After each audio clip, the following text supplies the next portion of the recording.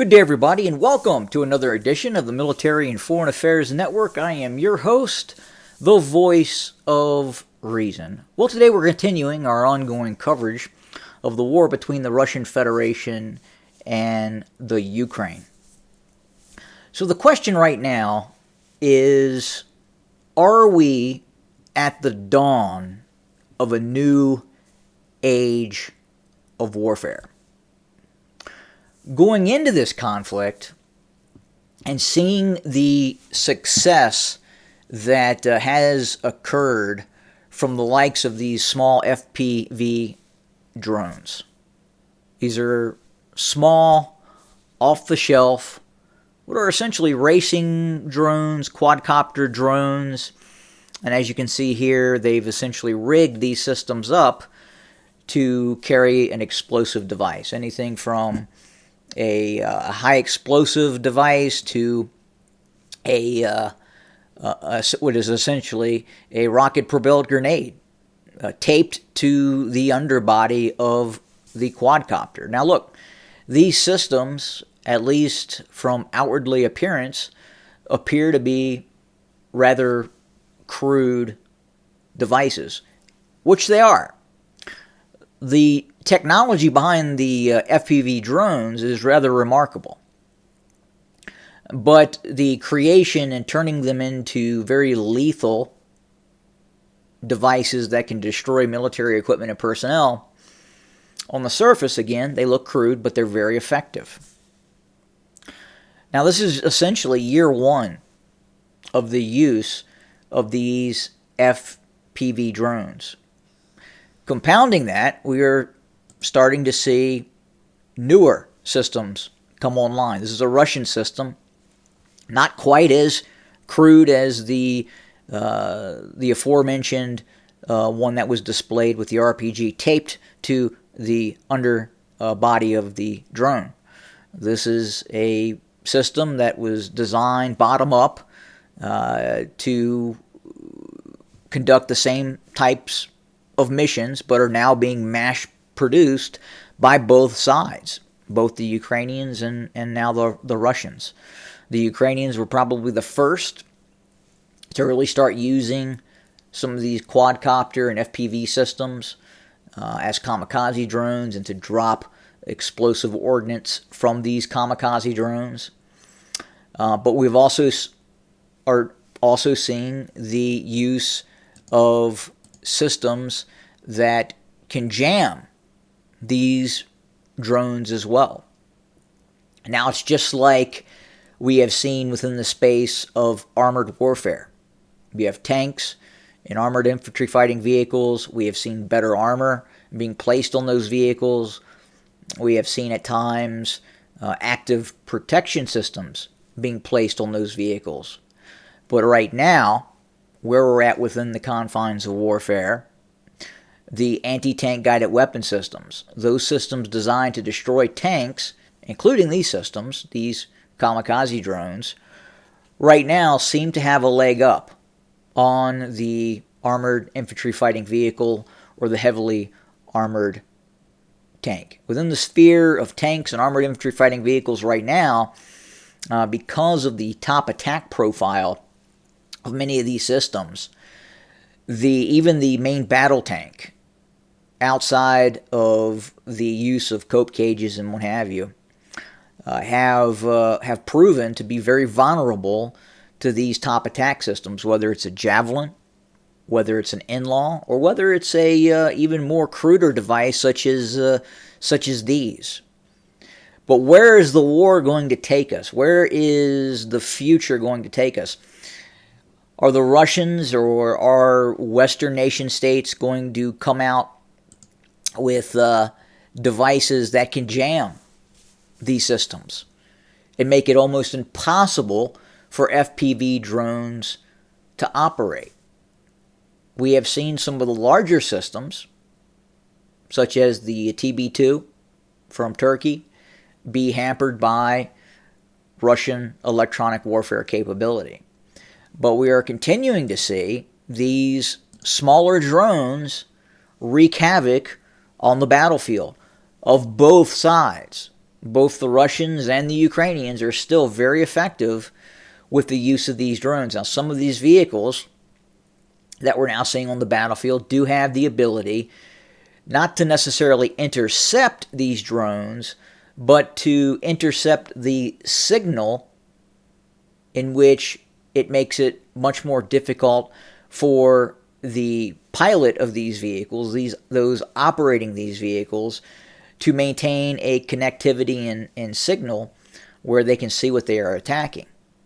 We've seen those systems go down. Now, again, are we going to reach a point in which all FPV drones become incapacitated through the use of electronic warfare? It's possible. But we believe at this point it's going to go back and forth. Back and forth. And then the question is with the nature of warfare, are these systems going to be attacked? Are they going to be engaged? And it's going to be this constant circle of anti-drone versus drone, anti-drone versus drone. Drone has the advantage, and then we're going to see that change, where the jamming systems are bringing down more and more drones, and it's going to make it more difficult for these systems to operate. Now, the next series of systems that we're going to see are these ground drones, these tank-like miniature armored vehicles that could be fully autonomous, powered by artificial intelligence, or they could have a man in the loop operating these systems. Obviously, if it is an artificial intelligent system, that creates a system that could be jam-proof, meaning you upload a target set that you would like for this vehicle to go out and hunt for, and it goes out on its own, looking for those targets, and then engaging those targets. Versus a man in the loop that will have some sort of data link or some sort of connectivity that faces the possibility of being jammed. And eventually, as we continue through seeing advances in artificial intelligence and the capabilities of the onboard computer systems of these vehicles, they're going to get much more lethal. They will be networked, they will strategize with each other, and the whole concept possibly of flesh and blood human beings with a rifle on the battlefield is eventually going to go away. It is going to be an incredibly lethal environment. So envision that. Envision an environment where we see these ground drones operating, larger drones armed with guided missiles, rockets, large heavy cannons, smaller drones operating in AI-controlled swarms, much like a small infantry platoon, but with a much more heavier machine gun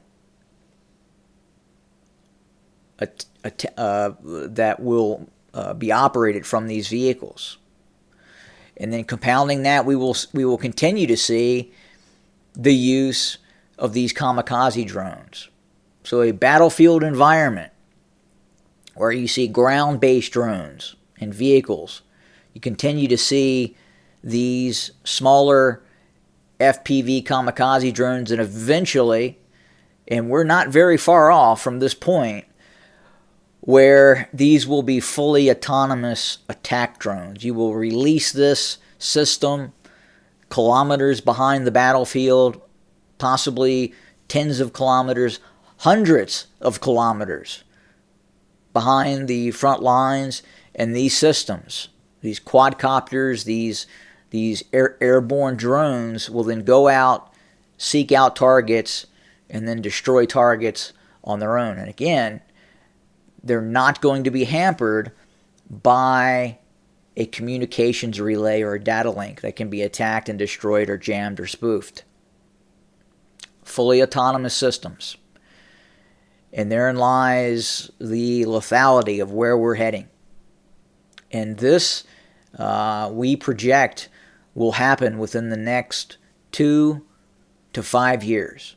Believe you me, with the success that was observed with these FPVs and these quadcopters, I can assure you that in DARPA right now, they are working on a fully autonomous, jam-proof kamikaze drone that is networked with other drones that can strategize and attack platoon company-sized targets, both infantry, vehicles, supply points, command and control.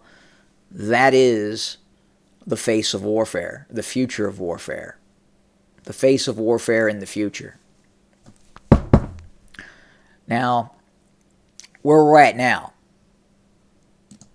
right now, the Russians are gearing up manufacturing capacity to create tens of thousands of these systems. Not just these kamikaze drones, but other systems as well, these ground-based systems.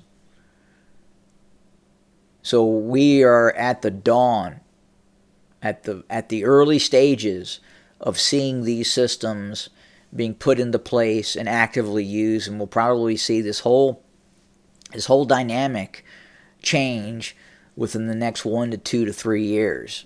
And by all indications, based on the ill-advised statements of, say, Anthony Blinken stating that Ukraine will be part of NATO, the Russians are not going to stop.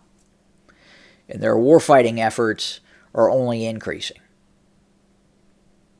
And it will be interesting to see what things look like 5 years from now. But again, if you go back to, let's say, World War I, the dawn of the tank, and you look at how crude early forms of the first tanks were. Hunks of very slow-moving pieces of metal with machine guns and cannons being used by these systems. But those obviously systems changed, and look at now where these systems are. But we're in an age now where this sort of technology, again, especially going to this, to something like this, to whatever is going to appear in the future, is going to be many times more capable than this. It just is. And it'll be interesting to see what exactly this looks like in the future. But make no mistake, it is being worked on right now by both sides, and then you have to factor in the production capacity of the Russian Federation to produce massive amounts of these systems. And those systems are going to be implemented, and they are going to be at the forefront of war, both airborne systems and ground systems. And we can only wait and see what is going to happen. Now, additionally, I would like to provide a little bit of commentary on, again, kind of what we're seeing in this ongoing conflict. The idea that the Ukrainians are going to be able to mount a successful counteroffensive. They have talked repeatedly about moving back into the Crimea. Look, that is simply not going to happen at this point. The Russian defensive lines have consolidated and are incredibly powerful right now. It would be near impossible, given what's happening right now with the Ukrainian military, that they will be able to launch a successful ground campaign to break through these large defensive lines of the Russian Federation and retake large amounts of territory. And then again, the Russians are doing the exact same thing. We have recently seen a battalion-sized element of a Russian reconnaissance in force that was interdicted by Ukrainian kamikaze drones and anti-tank guided weapon systems and defeated on the battlefield. The Russians will be able to do exactly the same thing, but with greater capacity, because they have greater industrial capacity at this point. So that's where we set for today. We will continue to monitor and observe. Thank you for joining us. More to come very, very soon. As always, have a good day.